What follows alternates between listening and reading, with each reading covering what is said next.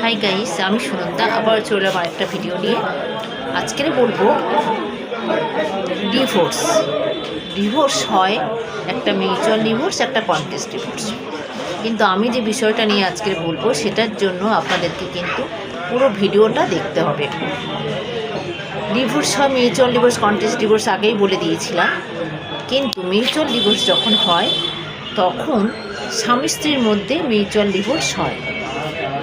হয়ে গেলে বাচ্চা যদি থাকে তাহলে বাচ্চা কার কাছে থাকবে সেটা একটা প্রশ্ন। যার কাছে বাচ্চা থাকবে যদি সেটা স্ত্রী হয়, আর ডিভোর্সের সময় যদি বড় অঙ্কের একটা অ্যালিমনি নেওয়া হয়, যেহেতু বাচ্চা আছে স্ত্রীর কাছে, সেই ক্ষেত্রে বাচ্চার জন্য প্লাস নিজের জন্য যে স্ত্রী অ্যালিমনি নেয়, ডিভোর্সের পেপারে কিন্তু এই কথাগুলো লেখা থাকে না। মিউচুয়াল ডিভোর্সে কিন্তু এই কথাগুলো লেখা থাকে না। তাহলে পরবর্তীকালে যদি বাচ্চা কোনোভাবে সেই হাজব্যান্ডের উপরে আবার দাবি করতেই পারে, এটা অনেকেই কিন্তু জানে না।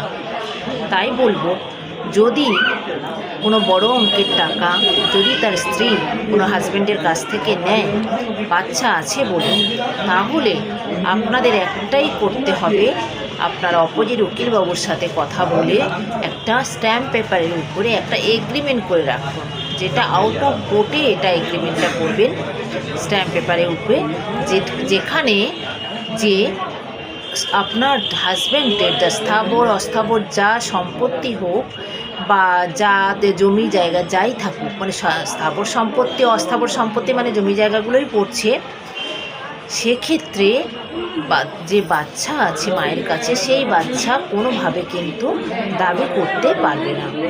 এই কথাটা কিন্তু এগ্রিমেন্টে লিখিত করে নেওয়া ভীষণভাবে দরকার, না হলে আপনারা কিন্তু বিপদে পড়ে যাবেন। তখন আপনারা বলতেই পারবেন না যে না, আমাদের তো ডিভোর্সের সময় এত টাকা নেওয়া হয়েছিল, তাহলে আমি কেন এখন টাকা দিতে যাব, কেন বাচ্চার আমি দায়িত্ব নেব। এগুলো কিন্তু বললে তখন হবে না। আপনার ডিভোর্সের সময়ে পুরো টোটালি আপনাকে কমপ্লিট করতে হবে এগ্রিমেন্টের পেপারটা।